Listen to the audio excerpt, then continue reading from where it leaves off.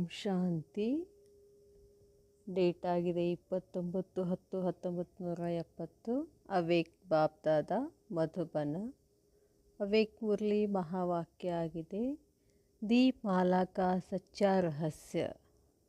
ದೀಪಾವಳಿಯ ಸತ್ಯವಾದ ರಹಸ್ಯ ಇವತ್ತು ಬಾಬಾ ಹೇಳ್ತಿದ್ದಾರೆ.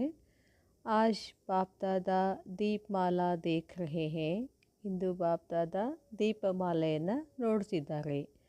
ಯಹ ದೀಪೋಂಕಿ ಮಾಲಾ ಹೇನ, ಇದು ದೀಪಗಳ ಮಾಲೆಯಾಗಿದೆಯಲ್ಲ. ಲೋಗ್ ದೀಪಮಾಲಾ ಮನಾತೆ ಹೇ, ಬಾಪ್ದಾದ ದೀಪಮಾಲಾ ದೇಖ್ ರಹೆ ಹೇ. ಜನರು ದೀಪಾವಳಿಯನ್ನು ಆಚರಣೆ ಮಾಡ್ತಾರೆ, ಇದನ್ನು ಬಾಬಾ ನೋಡ್ತಿದ್ದಾರೆ. ದೀಪಕ್ ಕೌನ್ಸೆ ಅಚ್ಚೆ ಲಗ್ತೆ ಹೇ, ದೀಪಕ ಯಾವುದು ಚಲೋ ಕಾಣಿಸ್ತದೆ. जो दीप अखंड और अटल होता है, जिसका घृत कभी खुटता नहीं, वही अखंड जलता है. ಬಾಬಾ ಹೇಳ್ತಾರೆ, ಯಾವುದು ದೀಪ ಅಖಂಡ ಅಟೋಲಾಗಿರ್ತದೋ, ಅಖಂಡವಾಗಿ ಬೆಳಗ್ತದೋ, ಜಿಸ್ಕಾ ಘೃತ್ ಕವಿ ಖುಡ್ತಾ ನಹಿ, ಆ ದೀಪದಲ್ಲಿ ಎಣ್ಣೆ ಯಾವಾಗಲೂ ಆಗೋದಿಲ್ಲ.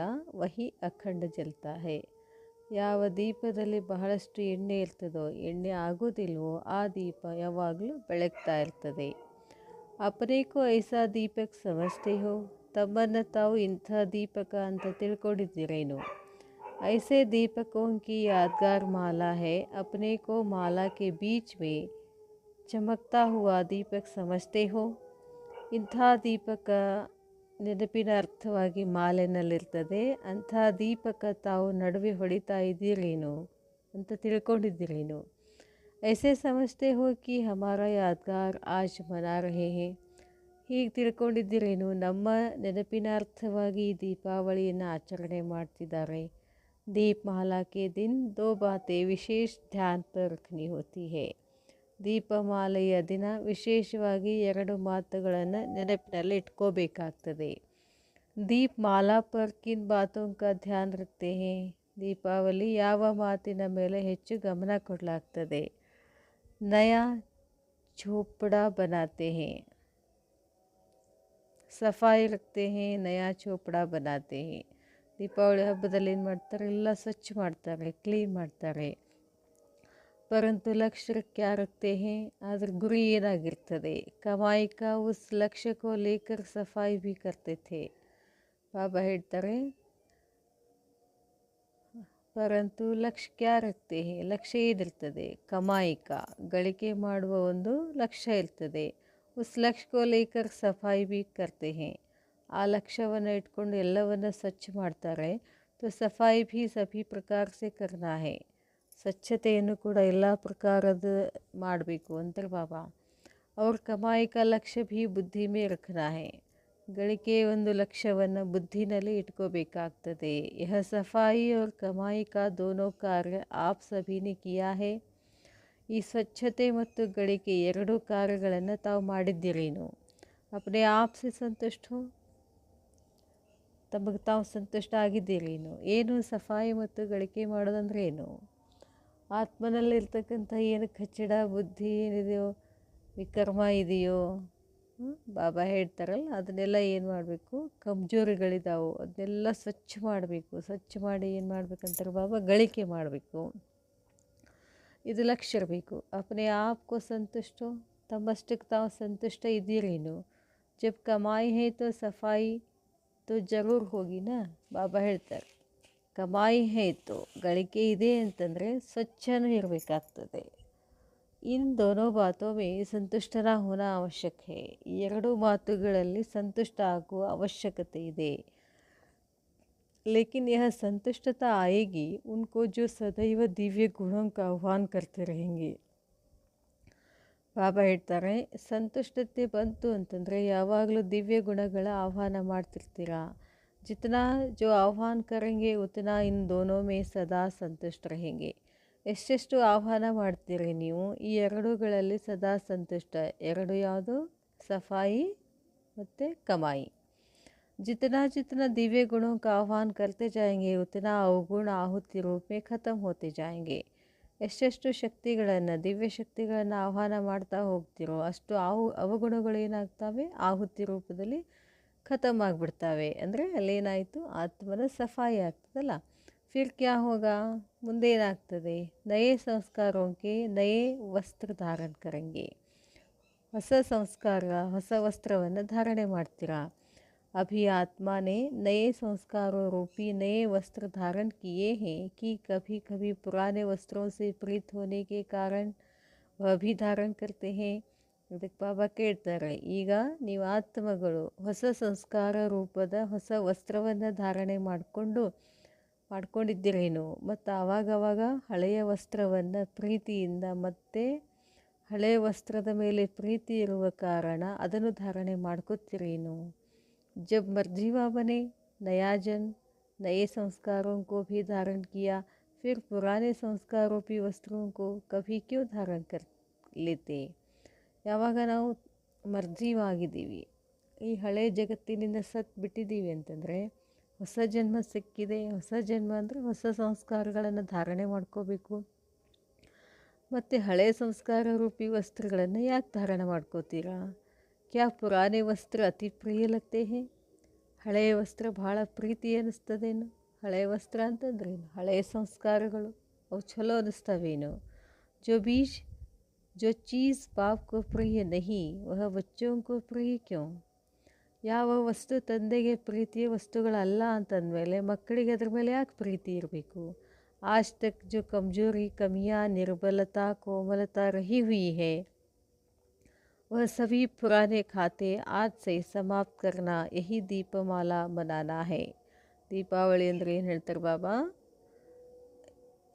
ಇಲ್ಲಿವರೆಗೂ ಏನು ವೀಕ್ನೆಸ್ ಇದಾವೋ, ಕಮಜೋರಿಗಳಿದಾವೋ, ನಿರ್ಬಲತೆ ಇದೆಯೋ, ಕೋಮಲತೆ ಇದೆಯೋ, ಆ ಎಲ್ಲ ಹಳೆಯ ಸಂಸ್ಕಾರಗಳ ಖಾತಾ ಏನು ಮಾಡಬೇಕು, ಇವತ್ತು ಸಮಾಪ್ತಿ ಮಾಡಿ ದೀಪಮಾಲೆ ಆಚರಣೆ ಮಾಡಬೇಕು ಅಂತಾರೆ ಬಾಬಾ.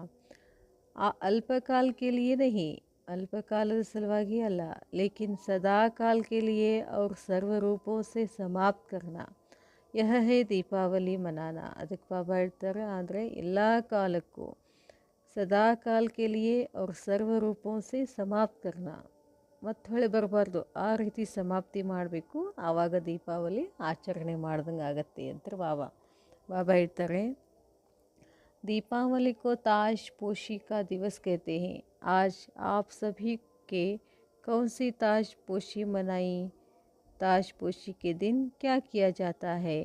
राज सिंहासन का समारोह कब देखा है. स्मृति आती है. बाबा ಹೇಳ್ತಾರೆ, ರಾಜಸಿಂಹಾಸನ ಸಮಾರೋಹ ಯಾವಾಗ ನೋಡಿದ್ರಿ,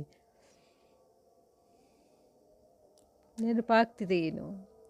ಕಿತನಿ ಬಾರ್ ದಿಖಾ ಹೋಗ, ಎಷ್ಟು ಸಲ ನೋಡಿದ್ದೀರಿ, ಅನೇಕ ಬಾರ್. ಸತ್ಯುಗದ ಸಿಂಹಾಸನದಲ್ಲಿ ಎಷ್ಟು ಸಾರಿ ಕೂತಿದ್ದೀರಿ, ಅನ್ಗಿನತ್ತಲ್ಲ. ಕಲ್ಪಕ್ಕೂ ನಾವು ಕೂಡ್ತಾನೆ ಹೋಗ್ತೀವಿ. ದಿನ ಪ್ರತಿದಿನ ऐसे अनुभव करेंगे जैसे इस जन्म में प्रत्यक्ष देखी हुई बातें स्पष्ट रूप में इमर्ज रहती है. ಬಾಬಾ ಹೇಳ್ತಾರೆ, ದಿನ ಪ್ರತಿದಿನ ಅನುಭವ ಮಾಡ್ತಾ ಹೋಗಬೇಕು. ಈ ಜನ್ಮದಲ್ಲಿ ಪ್ರತ್ಯಕ್ಷ ದೇಖಿ ಹುಯಿ ಬಾತೆ, ನೋಡಿದಂಥ ಮಾತುಗಳು ಸ್ಪಷ್ಟ ರೂಪದಲ್ಲಿ ಇಮರ್ಜ್ ಆಗ್ತಿದ್ದಾವೇನು. वैसे भविष्य राजाई संस्कार जो आत्मा में समाये हुए हैं वह जैसे कल की देखी बात है. ಬಾಬಾ ಹೇಳ್ತಾರೆ, ಭವಿಷ್ಯದಲ್ಲಿ ರಾಜಾಯಿ ಸಂಸ್ಕಾರಗಳು ಆತ್ಮನಲ್ಲಿ ಸಮಾವೇಶ ಆದು ಅಂತಂದರೆ ವಹ ಕೈಸೆ ಕಲ್ ಕಿ ದೇಖಿ ಬಾತ್ ಹೇ. ಹೆಂಗಿರಬೇಕು ಅಂದರೆ, ನಿನ್ನೆ ನೋಡಿದ್ದೆ ಐಸಾ ಅನುಭವ ಕರ್ತೆ रहेंगे. ಮೊನ್ನೇನೂ ಅವೇ ಹಾಗೆ ಇದ್ವಿ, ಹಿಂದಿನ ಜನ್ಮದಲ್ಲಿನೂ ಅಂದರೆ ಹಿಂದಿನ ಕಲ್ಪದಲ್ಲಿನೂ ಹಾಗೆ ಇದ್ವಿ, ಮುಂದಿನ ಹಾಗೆ ಇರ್ತೀವಿ, ಈ ಅನುಭವ ಆಗ್ತದೇನು. ಐಸೆ ಪ್ರತ್ಯಕ್ಷ ರೂಪ में अनुभव करेंगे. इससे समझना अब हम अपने संपूर्ण स्थिति और अपने राज्य के समीप पहुंच गए हैं. ಇದರಿಂದ ನೀವು ಪ್ರತ್ಯಕ್ಷ ರೂಪದಲ್ಲಿ ಅನುಭವ ಮಾಡ್ತೀರಾ. ಇದರಿಂದ ತಿಳ್ಕೊಬೋದು ಏನು ಅಂತಂದರೆ, ನಾವೀಗ ಸಂಪೂರ್ಣ ಸ್ಥಿತಿ ರಾಜ್ಯದ ಸಮೀಪ ಬಂದಿದ್ದೀವಿ ಅಂತ. सतयुगी संस्कार सोचने व स्मृति लाने से नहीं लेकिन स्वतः ही और स्पष्ट रीति जीवन में आते रहेंगे. ಸತ್ಯುಗ ಸಂಸ್ಕಾರ ವಿಚಾರ ಮಾಡೋದು, ಸ್ಮೃತಿನಲ್ಲಿ ತೊಗೊಂಡು ಬರೋದು ಆಗಬಾರ್ದು. ಈಗ ಸ್ವತಃ ಅವು ಏನಾಗಬೇಕು, ಸ್ಪಷ್ಟ ನಮ್ಮ ಜೀವನದಲ್ಲಿ ಅಳವಡಿಸ್ಕೊಂಡಿರಬೇಕು ಅಂತ ಹೇಳ್ತಾರೆ ಬಾಬಾ. इस दुनिया में रहते हुए भी नयनों में सतयुगी नज़ारे दिखाई देंगे। न सिर्फ इतना, लेकिन अपना भविष्य स्वरूप जो धारण करना है वह भी आंखों के आगे बार बार स्पष्ट दिखाई देगा. ಬಾಬಾ ಹೇಳ್ತಾರೆ, ಈ ಜಗತ್ತಿನಲ್ಲಿ ಇದ್ದುಕೊಂಡು ಕಣ್ಣುಗಳಲ್ಲಿ ಸತ್ಯುಗದ ದೃಷ್ಟಿಯನ್ನು ನೋಡುವುದಷ್ಟೇ ಅಲ್ಲ, ಇತನಾ ಲೇಕಿನ್ ಅಪ್ಪನ ಭವಿಷ್ಯ, ತಮ್ಮ ಭವಿಷ್ಯ ಸ್ವರೂಪ ಧಾರಣೆ ಮಾಡಿಕೊಂಡು ಕಣ್ಣುಗಳಲ್ಲಿ ಯಾವಾಗಲೂ ಎದುರುಗಡೆ ಅದೇ ಸ್ಪಷ್ಟವಾಗಿ ಕಾಣಿಸಬೇಕು. ನಾನು ಸತ್ಯುಗದ ಆತ್ಮ. ಬಸ್ ಅಭಿ ಅಭಿ ಯಹ ಛೋಡಾ ವಹ ಸಜಾ ಸಜಾಯ ಚೋಲಾ ಧಾರಣ ಕರ್ನಾ ಹೇ, ಐಸೆ ಅನುಭವ ಕರ್ತೆ रहेंगे. ಇಷ್ಟೇ ಮಾಡಬೇಕು. ಇದು ಹಳೇದು ಬಿಟ್ಟಿದ್ದೀನಿ, ಹೊಸ ಶರೀರ ಪೋಷಾಕಗಳನ್ನು ಹಾಕ್ಕೊಂಡಿದ್ದೀನಿ, ಗುಣಗಳನ್ನು, ದೈವಿ ಗುಣಗಳನ್ನು ಧಾರಣೆ ಮಾಡ್ಕೊಂಡಿದ್ದೀನಿ, ಅನುಭವ ಆಗಬೇಕು. ಈ ಸಂಗಮ ಯುಗ ಪರ್ ಹಿ ಸತ್ಯುಗಿ ಸ್ವರೂಪ ಕಾ ಅನುಭವ ಕರೆಂಗೆ. ಅದೆಲ್ಲ ಅನುಭವ ಇಲ್ಲೇ ಆಗಬೇಕು. ಸತ್ಯುಗದ ಅನುಭವ ಸಂಗಮ ಯುಗದಲ್ಲೇ ಆಗಬೇಕು. ಪುರುಷಾರ್ಥ और ಪ್ರಾರಬ್ಧ दोनों रूपों से हर एक को प्रत्यक्ष देखेंगे. ಪುರುಷಾರ್ಥ ಮತ್ತು ಪ್ರಾರಬ್ಧ ಎರಡೂ ರೂಪಗಳಿಂದ ಪ್ರತಿಯೊಂದನ್ನು ಪ್ರತ್ಯಕ್ಷ ಮಾಡ್ಕೊಳ್ತೀರಾ ಅಂತಾರೆ ಬಾಬಾ, ನೋಡ್ತೀರಾ. तो आज दीपावली के दिन दिव्य गुणों का आह्वान करना है. ಏನು ಮಾಡಬೇಕು? ಬರೀ ದೀಪ ಹಚ್ಚೋದಲ್ಲ, ದಿವ್ಯ ಗುಣಗಳ ಆಹ್ವಾನ ಮಾಡಬೇಕು.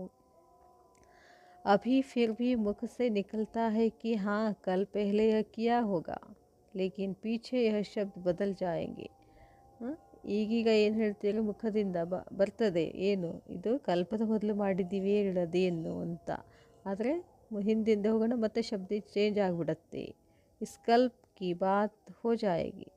ಈ ಕಲ್ಪದಲ್ಲಿ ಆಗ್ತದೆ. 5000 ವರ್ಷ ಕಿ ಬಾತ್ ಇತನಿ ಸ್ಪಷ್ಟ ಸ್ಮೃತಿ ಮೇ ಆಯೇಗಿ ಜೈಸೆ ಕಲ್ ಕಿ. 5000 ವರ್ಷಗಳ ಮಾತು ಸ್ಪಷ್ಟ ಸ್ಮೃತಿನಲ್ಲಿ ಬರ್ತದೆ. ಹೆಂಗಂತಂದರೆ, ನಿನ್ನೆನೇ ನಾ ದೇವಿ ಇದ್ದೆ. जैसे साइंस के साधन से दूर की चीज़ भी समीप और स्पष्ट दिखाई पड़ती है. ವಿಜ್ಞಾನದ ಸಾಧನಗಳಿಂದನೂ ದೂರ ಇರತಕ್ಕಂಥ ವಸ್ತು ಸಮೀಪ ಹೇಗೆ ಕಾಣಿಸ್ತದೋ ಹಾಗೆ ನಮ್ಮ ದೇವಿ ದೇವತಾ ಸ್ವರೂಪ ಸ್ಪಷ್ಟ ಕಾಣಿಸ್ಬೇಕು. जिसको दूरबीन कहते हैं, तो आपका तीसरा नेत्र कल पहले की बातें समीप और स्पष्ट देखेगा व अनुभव करेगा. ಹಾಗೆಯೇ ನೀವು ಮೂರನೇ ಕಣ್ಣಿನಿಂದ ಕಲ್ಪದ ಮೊದಲು ಮಾತುಗಳು ಸಮೀಪ ಮತ್ತು ಸ್ಪಷ್ಟವಾಗಿ ಕಾಣೋಕ್ಕೆ ಶುರು ಆಗ್ತದೆ, ಅನುಭವ ಆಗ್ತದೆ. ಏನು? ನನ್ನೇ ದೇವಿ ದೇವತಾ ಇದ್ದೆ, ನನ್ನಲ್ಲಿ ದಿವ್ಯ ಗುಣಗಳು ಸಂಪೂರ್ಣ ಇದ್ದು, ನಾನು ಸಂಪೂರ್ಣ ಪವಿತ್ರ ಇದ್ದೆ ಅಂತ ನೆನಪಾಗ್ತದೆ, ಅನುಭವ ಆಗ್ತದೆ. तो पुराने संस्कारों की चौपड़ियों को फिर से भूल से भी नहीं देखना. ಅದಕ್ಕೆ ಬಾಬಾ ಹೇಳ್ತಾರೆ, ಹಳೆಯ ಸಂಸ್ಕಾರಗಳನ್ನು ಒಟ್ಟು ಅಪ್ಪಿತಪ್ಪಿನೂ ಕೂಡ ನೆನಪು ಮಾಡ್ಕೋಬೇಡಿ, ನೋಡೋಕ್ಕೆ ಹೋಗಬೇಡಿ. पुराने संस्कारों का चोला फिर धारण नहीं करना, नवीनता को धारण करना. ಹಳೆಯ ಸಂಸ್ಕಾರಗಳ ಬಟ್ಟೆಯನ್ನು ಮೇಲಿನ ಮೇಲೆ ಧಾರಣೆ ಮಾಡ್ಕೊಳ್ಬೇಡಿ, ಹೊಸದನ್ನು ಧಾರಣೆ ಮಾಡ್ಕೊಳ್ಳಿ. ಯಹಿ ಆಜ್ ಕೆ ದಿನ್ ಕಾ ಮಂತ್ರ ಹೇ. ಇದೇ ಇವತ್ತಿನ ಮಂತ್ರ. ರತ್ನ ಜಡಿತ ಚೋಲಾ ಛೋಡ್ ಜಡೀಭೂತ್ ಚೋಲೆ ಸೆ ಪ್ರೀತ್ ನಹಿ ಲಗಾನ.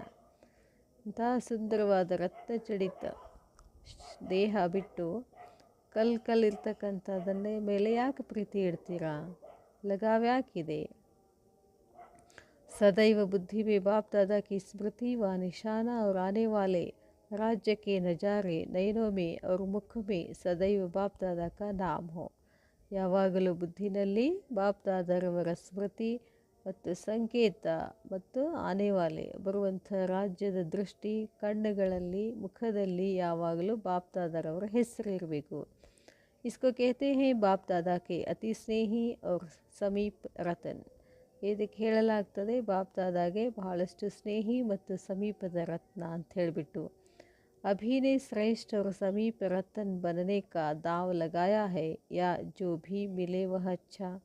ಬಾಬಾ ಹೇಳ್ತಾರೆ, ಸಭೀನೇ ಶ್ರೇಷ್ಠ, ಎಲ್ಲರೂ ಶ್ರೇಷ್ಠ ಮತ್ತು ಸಮೀಪ ರತನ ಆಗೋದರಲ್ಲಿ ದಾವ್ ಲಗಾಯ ಹೇನೋ, ಸ್ಪೀಡಲ್ಲಿ ಹೋಗ್ತಾ ಇದ್ದೀರೋ ಅಥವಾ ಏನು ಸಿಕ್ಕಿದೆಯೋ ಅದು ಅಷ್ಟೇ ಸಾಕು ಅಂತಿರೋ. अगर इस बात में संतुष्ट रहे तो संपूर्ण नहीं बन सकेंगे. ಇಷ್ಟರಲ್ಲೇ ನೀವು ಸಂತುಷ್ಟ ಆದರೆ ಅಂತಂದರೆ ಸಂಪೂರ್ಣ ಆಗೋದಿಲ್ಲ.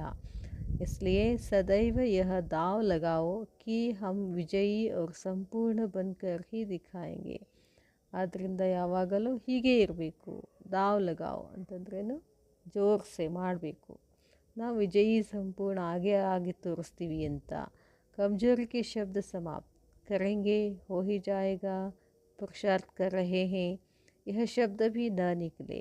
ಕಮ್ಜೋರಿ ಆಗಬಾರ್ದು, ಅಂಥ ಶಬ್ದಗಳು ಬರಬಾರ್ದು. ಮಾಡೋನು ಆಗ್ತದೆ, ಪುರುಷಾರ್ಥ ನಡೆಸೀವಿ, ಈ ಶಬ್ದಗಳು ಬರಬಾರ್ದು. ಕರ್ಕೆ ಹಿ ದಿಖಾಯಂಗೆ, ಮಾಡೇ ತೋರಿಸ್ತೀವಿ. ಬನ್ಕರ್ ಹಿ ದಿಖಾಯಂಗೆ, ಆಗೇ ತೋರಿಸ್ತೀವಿ. ಯಹ ಹೇ ನಿಶ್ಚಯ ಬುದ್ಧಿ ವಿಜಯಿ ರತ್ನಂ ಕೆ ಬೋಲ್. ಇದಾಗಿದೆ ನಿಶ್ಚಯ ಬುದ್ಧಿ ವಿಜಯಿ ರತ್ನಗಳ ಮಾತು. और वह है कमानधारी बच्चों का बोल. बनना है स्वदर्शन चक्रधारी, लेकिन बन जाते हैं कमानधारी. कई सोचते हैं कोई तो वह भी बनेंगे ना, इस बात में दयालु न बनो. कोई तो बनेंगे इसलिए हम ही बन जाए. ಅವರು ಬೇಕು ಇಂಥವ್ರು ಬೇಕು ಅಂಥೇಳಿ ಭಾಳ ದಯಾಲು ಆಗಬೇಡಿ. ऐसे बनने वाले बहुत है. ಹಾಗಾಗೋರು ಭಾಳಷ್ಟು ಇದ್ದಾರೆ. ಆದರೆ ನೀವೇನಾಗಬೇಕಾಗಿದೆ, ನಂಬರ್ 1 ಆತ್ಮ. ಅಚ್ಚಾ. ಓಂ ಶಾಂತಿ.